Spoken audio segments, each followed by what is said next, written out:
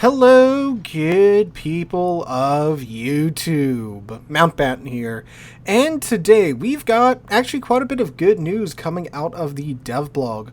We've got some long requested and long awaited changes coming to operations. We've got some new, highly anticipated ships that have been announced in one of these DevBlogs as well. They're already starting to change stuff with the new CV mechanics, and finally we actually have a pretty interesting season of clan battles coming up next. All that and more is going to be gone over in today's video because Wargaming released not one, not two, but 3 DevBlogs back to back to back today. So if you want to get to a certain topic, you can check out the timeline down below. You can see I have the video divided up into chapters based upon the relevant bits of information. But if you're going to sit with me through the whole thing, we are going to start at the beginning in the order of release with these DevBlogs and read on through the important bits for them. All of the DevBlogs are linked in the description down below, so if you wish to read along as I read aloud, check that out. I will be throwing any relevant images or artwork up on screen as we go through them. So let's go ahead and start out with our first bit of good news, starting with the update to operations. Also, if you do find this video helpful, informational, and entertaining, please make sure to drop a like, leave a comment, subscribe to the channel. All that jazz helps out on the YouTube side of things. So, starting out with the operations update, this is in the DevBlog concerning the upcoming update 13.8. So, I am skipping down a little bit because I just go through the Pan American Battleship Early Access event, which we've talked about already. So, let's get going with the operations update. They say, we're finally excited to give you more information about operations updates. We have expanded the list of eligible tiers you can use in certain operations. Starting with update 13.8, you can use tier 6 to 10 ships, as well as super ships in 6 operations. And of course, we don't plan to stop here. In the future, we will continue updating the operations, so follow the news. Following is the list of operations that will be affected by these changes in the upcoming update. So, Naval Station Newport, Raptor Rescue, the Ultimate Frontier, Hermes, Aegis, and Cherry Blossom. Because of these changes, matchmaking operations will be working according with the following rules. The difference between ships on your team can be +1, -1 tier. For example, a tier 9 ship can be placed with tier 8 to 10 ships. Once you click the battle button, you will be added to a queue that is suitable for the tier you selected. Once a team is assembled in queue, a random operation will be launched. For divisions, the difference between ships cannot be more than 1 tier. In terms of which queue you would enter, that would be based on the highest tier ship in your division. For example, if you have tier 8 and tier 9 ships in your division, you enter the queue as a tier 9 division. Makes sense. Operations with tier 9 to 10 ships and super ships will have higher tier enemy ships to balance out the difficulty. If you are in a tier 8 and are paired with tier 9 ships, you will also face these stronger enemies, but the operations will be properly balanced to accommodate for these cases. So that's good. This is something that was promised to us quite some time ago. It's nice to know that they apparently have been working on them in the background, and now they are fully out. They mentioned it, I think 1 or 2 times when they were asked about it on stream. They've said that, like, you know, it's still being worked on, but they didn't really put out any official statement to the best of my knowledge.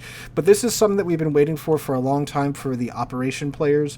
Operations are fun. It's nice if you have, you know, a group of fellows together and you just, you know, kind of burn out on random battles, you know, take that group into operations. And operations can be a pretty good source of credits as well, although I still think random battles is, you know, overall better. So it's nice to see that they have followed through with their promise to bring us high tier operations, and here they are. As to why they're having to go through, you know, do like, you know, a handful of operations at a time, well, operations are obviously more scripted than random battles, so you got to, you know, go in, figure out what works, what doesn't, what's appropriately balanced for, you know, a division of tier 9 and tier 10 ships, what's appropriately balanced for a division of tier 7 to tier 8 ships. So it does obviously take some time to figure out all that and, you know, get it to where it's fair and balanced. And obviously, probably when they do come out, there will be some further tweaking that will be done to the operations once they do come out. But that is excellent news. Nice to see that they have followed through on their promise of that. So in the same DevBlog, if you just want to scroll down a little bit, you'll see that the next clan battle season, season 27, is in fact going to be a tier 8 season. Thank God. Because, as I'm sure all of you know, tier 10 clan battles, like, yeah, that's the higher tier ships. That's where a lot of people want to play. But basically playing the same thing for like 2 or 3 seasons in a row it's very dull, and you just start to feel like you're banging your head against a wall. Like, the restrictions they dole out during the season can mix it up a little bit, but it's like, man, I'm tired of playing, my Napoli or my Montana or my Vermont again and again and again and again in clan battles. Tier 8, there's a lot more ships. More players can obviously take part in that, as many may not have enough Tier 10 ships to, be a viable clan battles player, because it's cool that you might have 1 or 2 Tier 10 ships, but when you're trying to get a comp together, obviously the more variety you have, the better chance you have of, getting in and playing clan battles with your clan.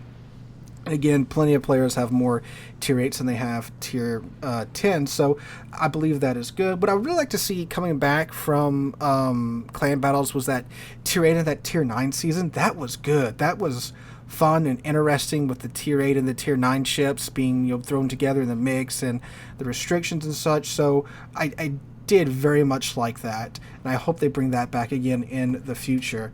But anyway, so the restrictions on the ships, so only battleships, destroyers, and cruisers are allowed. You can have 1 battleship per team, and that's the start of the season. Obviously, as the season goes on, they will restrict ships that are more popular.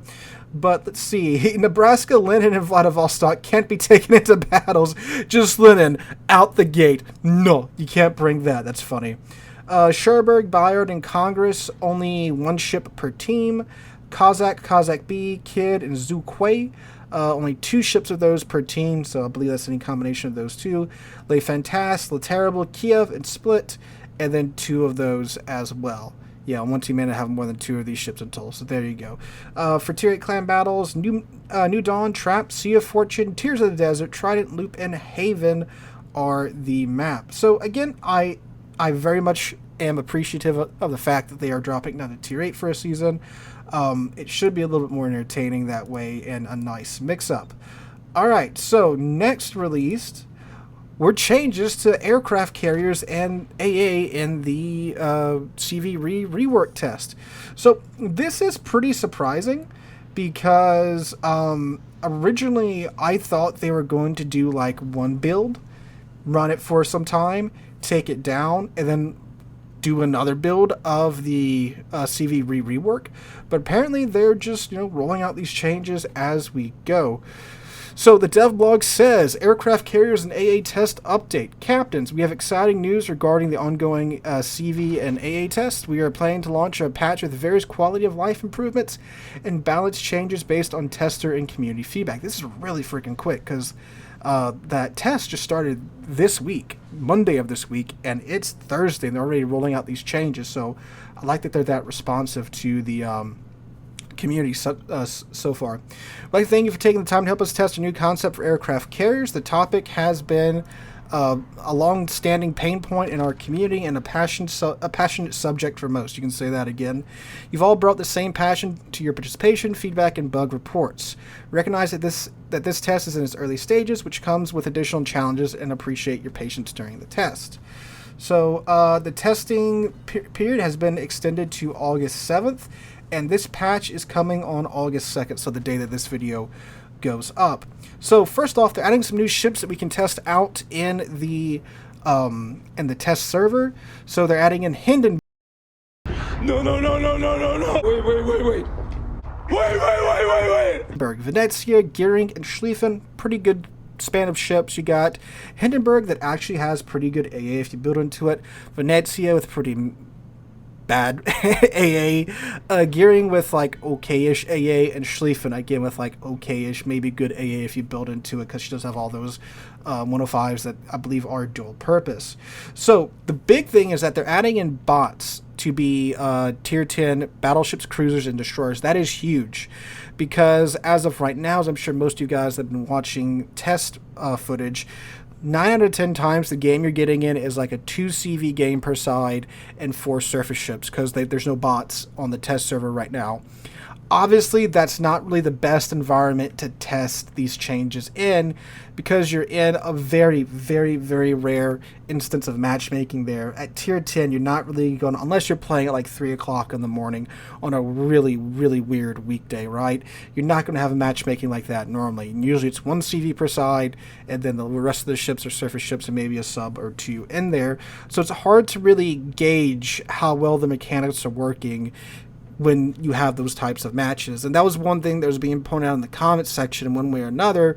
You know, we had commenters on my CV rework video that were like, well, hardly any of your planes are getting shot down. It's like, well, yeah, because there's only 4 surface ships in this match. That's not really what it's going to be like on the live server. Now, if you go back and look at the portion of that video where I have you know, a full team that I'm fighting against, plenty of my planes getting shot down when I'm playing the Hakuru. But that was one match out of like the 5 I played to get footage for that video that actually had a full team, because I guess got lucky in matchmaking. So to me, that's one of the biggest changes that they're adding in bots to get a better sense of, you know, what the AA is going to be like. What the AA is going to be like. And now apparently the only 2 battle types you're going to get are 10v10s and 12v12s. So there you go. And apparently they're raffling off Jean bars now. They're giving away 5 Jean bars, 5 Musashis, and 5 Enterprises. So just like the Musashi and the Enterprise, you play 10 battles in any test ship, and apparently that's where you get entered into the raffle for the Jean bar, the Musashi, or the Enterprise. And they're adding in a mission that will show you your progress in these battles. And now they're also extending the sign-up period. You can use the sign-up code I want to test CVs, all caps, I'll throw it up on screen, until August 2nd, today, at 1600 UTC. So there you go. If you want to get into the test, you have until today at 1600 UTC to get into it. All right, they're doing some balance changes to the Hakuru, the Midway, and the Audacious. Essentially, they are, well, for the Hakuru, they are... Hold up, let me just go through the general changes first. First off, the flying altitude of all planes have been reduced by 25%. In some cases, altitude in the descent stage was adjusted to make the attack smoother. Attack patterns of stock bombers on Midway and Hakuru changed to conform to their researchable counterparts. The patrol fighter consumable found on all squadrons of these carriers have been changed. Maximum ship spotting has been reduced from 15 to 2 kilometers. Maximum plane spotting has been reduced from 15 to 6 kilometers. So essentially, they've removed plane spotting. Because 2 kilometers, as I'm sure most of you guys are well aware of, that is nothing in this game. That is assured detection range. So you have to drop your fighters right on top of the enemy ship in order to spot them now. Otherwise, even the slowest enemy battleship is just going to walk out of your plane spotting range. So basically, they've completely removed fighter spotting, which I believe is good. This is something that they said they were going to address later on in a later build of the test, and here it is. Again, that's what made me think they were going to do, you know, a different round of testing with the fighter changes. Okay, there were also some overall changes to the Hakuru, the Midway, and the Audacious. I'll just throw those changes up here on screen. I don't want to spend too much time going through that because I don't want the video to be a freaking hour long. But if you are curious, I'll leave that screenshot up there for a bit. All right. The automatic AA parameters were also changed. So the bonus to the frequency of anti-aircraft guns firing rate increased from 10 to 20%. So a buff to the fire rate of your AA guns. The DFAA parameters were changed. The continuous damage bonus was removed. That's interesting. Like I said, DFAA felt a little strong because, again, you could only take like the Wooster and a handful of other cruisers into battle. And of course, the Wooster has a lot of these other cruisers had DFAA too, and it was kind of rough with what DFAA was doing. So again, remember, this is just testing, right? This isn't for sure going to be how it is in the final version. They're just trying this out. The A Defense and ASW Expert Commander skills were changed. Bonus to ship consumable preparation and reload time while A Defenses are active changed from 50% to 30% for cruisers. Skill remains unchanged for battleships, alright. Interceptor Captain skill found when carriers changed. Interceptor patrol area has been changed to low altitude. Therefore, they can now be correctly targeted by enemy AA fire and shot down. So it sounds like the interceptors couldn't be shot down beforehand. So overall, again, I think some good changes to the test clients. Obviously, having bots in there is a big pickup, so you can have again a more normal idea of what it's going to be like.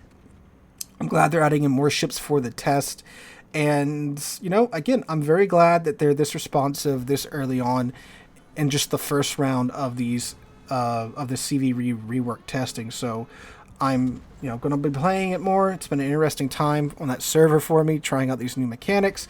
And now again, if the time hasn't elapsed, you can of course join and try it out for yourself if you have not gotten to it just yet. All right, our last devblog for today: new ships. Some very interesting ones here. Some that we've been waiting for a very, very long time. Some that we were teased about very, very early on in this game's life cycle are now finally coming to the game. So this is the third devblog. This is 550, although on my end it says it came through as the last one out of these three, but yet it's numbered earlier than the other two, but all right. All right, so they say new ships close testing 13.8. Captains, as our anniversary update draws near, it's once again time to reveal upcoming ships. This round includes mini torpedoes as well as some long-awaited historical giants. That's right, the 9th anniversary is happening, I believe, this September, which is insane. All right, first up is Pan American destroyer La Pampa, Tier 10. A battle-class destroyer built at a British shipyard that could have been purchased by the government of Argentina, which sought to strengthen its navy in the post-war decades. Following the Argentine Navy's tradition in the first half of the 20th century to name destroyers after provinces, the ship was named after the La Pampa province located in the center of Argentina's territory. Unlike the other battle-class destroyers in the game such as Jutland, La Pampa is geared toward torpedo gameplay. She sacrifices her rear turret for an extra rack of torpedoes, bringing her total up to 15 tubes, rivaling the legendary Shimakaze. The torpedoes themselves have medium range and a comfortable blend of characteristics. Great concealment will allow her to outspot other destroyers and conduct torpedo attacks from close range. Complementing her torpedo armament is a strong set of consumables. Torpedo reload booster, will allow her to put up to 30 fish in the water with a long cooldown time. Combat instructions charged with torpedo hits and time spent undetected can be used to reduce it. Key weaknesses of the ship include a low base hit point pool, a weak main battery, and a slow speed with no access to engine boost. Okay. In gameplay, La Pampa will function best as an invisible assassin, using her concealment to avoid being spotted and launching devastating torpedo attacks with the aid of her torpedo reload booster. While not the strongest against enemy destroyers in a direct engagement, La Pampa can outspot most of her tier mates and is capable of recovering a lot of the damage taken if forced to engage in a gunfight. So I guess she does have a heal or something. Standard permanent camouflage for La Pampa is still in work in progress. That will become available at a later date. So let's see. She has 18,800 hit points, which is quite a small amount at tier 10. Let's see here. Torpedoes, since those are our main features. So again, 3x5, 533s. Maximum damage 17,500. That's not bad. 10.5 kilometer range. I don't know if I'd call that medium range. That's pretty short.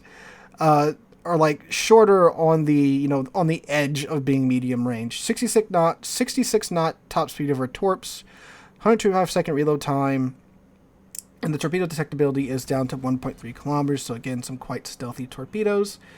And her consumable, she does get again damage con, smoke generator, 20-second duration time. No, okay, so it's a 20-second. I'm guessing. I think they have a typo here. They have duration time 20 seconds, duration time 97 seconds. The dispersion time is 20 seconds. The duration time of the smoke sitting there is 97 seconds. I'm assuming, right? Torpedo reload booster. So 1 second is the duration time. 5-second reload time. Reloads in 330 seconds. Again, you do have the combat instructions to boost that.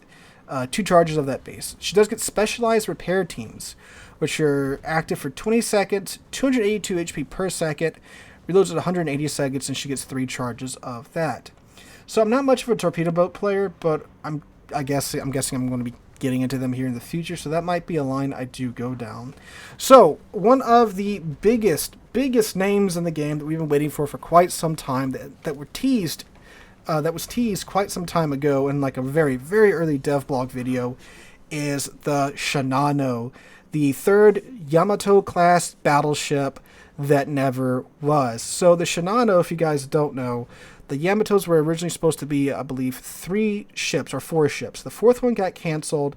The 3rd one, Shinano, her hull was almost done, but when it became obvious that the direction of naval warfare was going more toward carriers, she was instead converted into an aircraft carrier instead of being another Yamato-class battleship. So, because she was originally built as a Yamato-class battleship, she was the largest aircraft carrier of World War II, because, again, she was meant to be a Yamato. But she was actually not that great of a CV at all. But let's see what Wargaming has to say about her. So they say, the largest aircraft carrier of World War II and the largest warship sunk by a submarine. Originally built as the third Yamato-class battleship, but after the Battle of Midway, completed as an aircraft carrier. Sunk on November 29, 1944 by the USS Archerfish. A truly iconic ship and one of the most unique carriers to be constructed, is nearly ready to join your fleet. Reflecting her beginnings as a Yamato-class battleship, Shinano features a drastically different set of features compared to most other aircraft carriers. Unlike other aircraft carriers, Shinano behaves similar to battleships when it comes to fires and floods, meaning they will last longer but deal less damage per second. Normalized fire and flooding time, that's interesting. Complementing this, Shinano does not feature the typical long-duration aircraft carrier damage con party. It will last for a shorter time but also reloads much quicker. In terms of armor, Shinano features improved plating, 27mm for extremities as well as an armored deck. However, unlike her sister, Yamato, her citadel protection has been weakened during her conversion. That is a bold statement there, saying that Yami has a strong citadel. At long range she does, but at close range, no. And is susceptible to enemy battleship fire. In terms of armament, Shinano features improved secondaries. While she has a limited number of turrets, they feature a highly accurate dispersion pattern, similar to that of Graf Zeppelin, and up to 11-kilometer range when fully buffed, making them a substantial threat to light enemy ships. So you're telling me, Wargaming, that our long-awaited secondary Japanese battleship is a carrier? Oh, we were so close with the Shikishima before the Commander rework, and it kind of works today in, mode shuffle because everything's close range, but now our secondary Japanese battleship is the Shinano. That's a high-tier secondary Japanese battleship, I should say, is the Shinano. Oh, that's great. That's great. Alright, as for her air group, Shinano features a new plane squadron, skip bombers armed with armor-piercing bombs. Ah, that's where those came into play. While they behave similarly to HE skip bombs in terms of the attack patterns, the AP bombs will lose penetration and lower their arming threshold with each skip. So for example, if it would be most effective if you hit an enemy battleship with the first skip, while lightly armored ships can be targeted with the second or third skip. Her second squadron consists of torpedo bombers. The torpedo bomber squadron is small, with only 6 planes per squad, and an attacking group of 3 an attacking group of 3, while skip bombers have 8 planes per squadron and an attacking group of 4. Finishing off for aircraft complement is a tactical HE dive bomber squadron equipped with a smoke curtain generator. Similar to her role in history, Shinano's weakness includes a limited hangar capacity and outdated planes with low HP, but somewhat compensated by her quick hangar restoration time. In battle, Shinano will benefit from an aggressive captain willing to make use of the ship's armor and the tactical squadron's smoke curtain generator to take aggressive positions. Due to the small size and alpha strike of Shinano's squads, fast plane cycling from relatively close range is key to maximizing her damage output. Seek out targets which are actively engaged with their teammates, as both regular squadron types perform best when attacking broadside targets. So, I'm pleasantly surprised they managed to get some type of plane comp together that reflects what Shinano was in history, because I don't think she was really meant to be used, if I'm remembering what I read about her right, as a fleet carrier. She was kind of just really an aircraft carrier ferry, if you will, taking planes from point A to point B and being used to resupply other ferries. I could be wrong, but I do believe that's what she was, usually meant for, right? And maybe as a carrier, fleet carrier if need be. What's really interesting too is that they're going forward with this ship with her secondaries while we have this CV rework in progress, where you now use the secondary guns as main battery guns. So this tells me that they're not expecting that CV rework to really be out in half a year. Because normally when ships are announced, The timeline from announcement to release is roughly 4 months. So it's safe to say that CV rework probably isn't coming out anytime this year, maybe not even the first half of 2025. But wait, ladies and gentlemen, there's more. You see, Wargaming did a little foreshadowing there by mentioning the Archerfish, because the last ship being added in is the Archerfish. Look at that. Look at that little fella. One of the Belau-class submarines, USS Archerfish, is famous for sinking the largest warship ever sunk by a submarine, the Japanese carrier Shinano, which is also the largest aircraft carrier of World War II. A little bit of restatement there. And this ship, she's not in the Guppy conversion. You see, the Belau we have in game is in the Guppy conversion.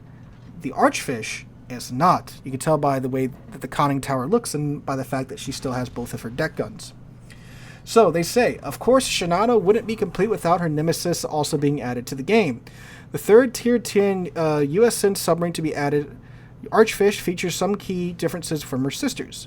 While Gato heavily relies on unguided torpedoes and Belau is a comfortable jack of all trades, Archerfish will lean heavily into short-range homing torpedoes, while her unguided torpedoes have lower range and damage compared to her sister submarines. While her torpedoes have an individually fast reload, unlike the other American submarines, Archerfish will only reload one torpedo at a time for her front and rear torpedo sets. To complement her torpedoes, Archerfish sonar pings travel at a high speed and feature increased sector width, making it easier to land double pings. However, sector duration is greatly reduced. Additionally, while she has a large battery reserve, Archerfish has a very slow battery recharge, encouraging more time to be spent on the surface. As a first for a submarine, Archerfish also possesses combat instructions. These will charge mainly while submarine is being spotted by enemy ships, but also torpedo and main battery gun hits can contribute. Main battery gun hits? What? Once full, combat instructions activate automatically and provide a substantial reload boost to all of her consumables. Speaking of which, Archerfish complements include the normal damage con with additional charges, hydrophone, submarine surveillance, reserve battery unit, as well as engine boost, so she's like a frickin' booster. In battle, Archerfish thrives in close-range engagements. Guiding and salvos of homing torpedoes with her sonar, seek out isolated ships and beware of opponents with hydroacoustic search, while the short range of her torpedoes will often bring Archerfish into harm's way. The combination of engine boost, combat instructions, and her respectable dive capacity means a quick getaway can be made. And they do note that the permanent camo for her is still in work now. So wait, they said main battery gun hits. Do we have a main battery? Oh, we do! We do! We can control the deck guns. Why would they not outright mention that in the in the dev blog? So the two deck guns, they're 5-inch deck guns. They are controllable by you. They're listed here as main battery guns. So yeah, and they're they're sap shells. They are 100% main battery guns. So they have a range of 6.5 kilometers. They do a maximum damage of 1,800. They can ped 36 millimeters of armor. All right, that's cool. 5.5 second reload time, and a sigma of 2.0 with a maximum dispersion of 64 meters. Okay. So the sonar, you have an 8-second reload time for the pings, 15-second duration of the ping on the enemy ship, and the double highlighted sector is only 20 seconds. So yeah, you do want to be close because you can't really, be far away and wait all that time for those torpedoes to get there. For comparison, the normal double ping duration time is 58? It's like a minute. Yeah, it's like a minute. So this is like a fourth of that. So that's kind of crazy. Torpedo tubes, 10x1 533s. Homing torpedoes have a maximum damage rating of 8,500. 9 kilometer range, that is quite short. Keep in mind, 3 kilometers of that 9 kilometer range, the torpedoes barely do any damage, right? So really, you have a usable 6 kilometer range. That is crazy. Maximum speed of 33 knots. Submerged maximum speed of a mere 16 knots, so that's quite slow. Radar time 7.2 seconds. What's its battery time? 320 units. You get 1 unit depleted every second, and it only 0.2 seconds. Sorry, 0.2 units per second. So it takes you 5 seconds to recharge 1 unit. That is a very, very long recharge rate for her dive capacity. All right, and of course she has the combat instructions. So you get an 8% charge per main battery shell hit, a 2% charge per torpedo hit, and a 4% charge per 10 seconds of being spawning. So it's geared to be a very, very aggressive submarine. That's interesting. So again, you get the damage con, hydrophone, submarine surveillance, reserve battery unit, and engine boost. I'm really surprised that they didn't shove a heal on here as well. I mean, they're basically telling you to go for it with the submarine, be hyper aggressive with your 20,000 hit points at tier 10 on a sub.